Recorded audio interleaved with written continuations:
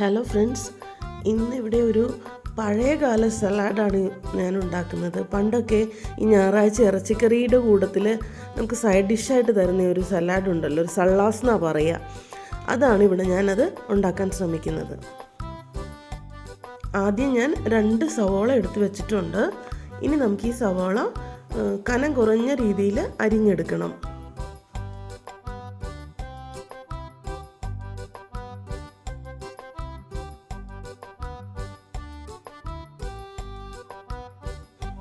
അങ്ങനെ നമ്മൾ സവോള 2 നൈസായിട്ട് അരിഞ്ഞെടുക്കുവാണേ. ഇനി ഇത്രയും സവോള അരിഞ്ഞ് കിട്ടി. ഇനി നമുക്ക് ഈ സവോള എടുത്ത് വെച്ച് ഇതിലേക്കാണ് ബാക്കി കാര്യങ്ങൾ നമുക്ക് ചെയ്യാനുള്ളത്. സവോള എടുത്ത് വെച്ചിട്ടുണ്ട്. നമ്മളതിലേക്ക് കുറച്ച് ഉപ്പ് തൂവി കൊടുക്കുവാണ്. എന്നിട്ട് അത് നമ്മൾ ഈ സ്പൂൺ വെച്ച് തന്നെ നന്നായിട്ടൊന്ന് ഇളക്കി ചേർക്കും.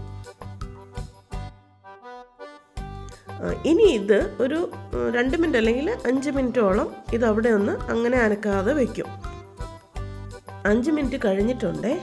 ഇനി ഞാൻ ഇത് നന്നായി ഒന്ന് തിരുമ്മി പിഴിഞ്ഞെടുക്കാൻ പോവുകയാണേ. കൈകൊണ്ട് തന്നെ നന്നായി തിരുമ്മിയിട്ട് നമ്മളതിൻ്റെ ആ ഒരു നീര് വരും. ആ നീര് പിഴിഞ്ഞ് കളഞ്ഞ് ആ സവോള എടുക്കാൻ പോവുകയാണ്.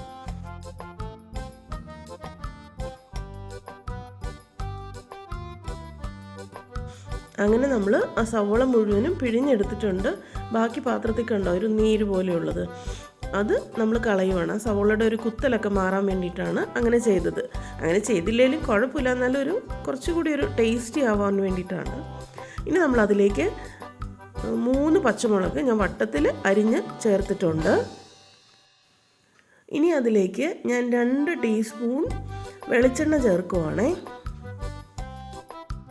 ഇനി ഒരു 2-2.5 ടീസ്പൂണോളം വിനാഗിരി ചേർക്കുവാണ്. അത് വിനാഗിരിയുടെ അളവ് നമുക്ക് പുളി ആവശ്യമുള്ള അത്രയും ചേർക്കാം. പിന്നെ ഞാനൊരു കുറച്ച് കുരുമുളക് പൊടി ചേർക്കുന്നുണ്ട്. ഇതൊരു 1/2 ടീസ്പൂണോളം ഞാൻ ചേർത്തു. അതപ്പോൾ കളർ കുറച്ച് ഡള്ളായി പോവും. അത്രയും വേണ്ടാന്നുണ്ടെങ്കിൽ കുറയാം. പിന്നെ അതുപോലെ തന്നെ ഒരു നുള്ള് പഞ്ചസാര കൂടെ അതിലേക്ക് ചേർത്തു. ഇനി ഇതെല്ലാം കൂടെ ഒന്ന് നന്നായിട്ട് നമ്മൾ മിക്സ് ചെയ്യാൻ പോവുകയാണ്. ഇനി ഇതിലേക്ക് മെയിൻ ഐറ്റം ഒരു 1/2 കപ്പ് നല്ല കൊഴുത്ത തേങ്ങാപ്പാൽ നമ്മളതിലേക്ക് ചേർക്കുവാണ്. ഈ തേങ്ങാപ്പാലിൻ്റെ ടേസ്റ്റാണ് ഈ സാലഡിന് ഒരു പ്രത്യേക ടേസ്റ്റ് കൊടുക്കുന്നത്. തേങ്ങാപ്പാൽ ഒഴിച്ച് അതൊന്നും കൂടിയൊക്കെ ഇളക്കിയിട്ട് ഉപ്പ് വേണമോ എന്നൊന്ന് നമ്മൾ ചെക്ക് ചെയ്ത് നോക്കാം. ഉപ്പ് ഞാൻ സെപ്പറേറ്റ് രണ്ടാമത് ഇട്ടിട്ടില്ല. ആവശ്യമുണ്ടെങ്കിൽ മാത്രം കുറച്ച് ഉപ്പ് കൂടെ ചേർത്ത് നോക്കാം.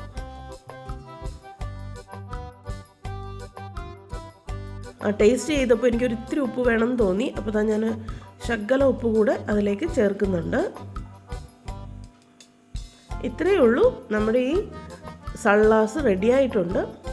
കുരുമുളക് പൊടി ഞാൻ കുറച്ച് കൂടുതലാണ് ഇട്ടത്, അതുകൊണ്ടാണ് അതിൻ്റെ കളർ കുറച്ചൊരു ഡാർക്കായിട്ട് വന്നത്. അത്രയും വേണ്ടാമെന്നുണ്ടെങ്കിൽ അത് ഒഴിവാക്കാം. കുറച്ചൊരു നുള്ളിട്ടാൽ മതി. അതിടണം, എന്നാലേ അതിൻ്റെ ആ ഒരു കറക്റ്റ് ടേസ്റ്റ് കിട്ടുകയുള്ളൂ. അങ്ങനെ ആ ഒരു പഴയ ഓർമ്മയിലുള്ള ആ ഒരു സള്ളാസ് നമ്മൾ റെഡിയാക്കി വെച്ചിട്ടുണ്ട്.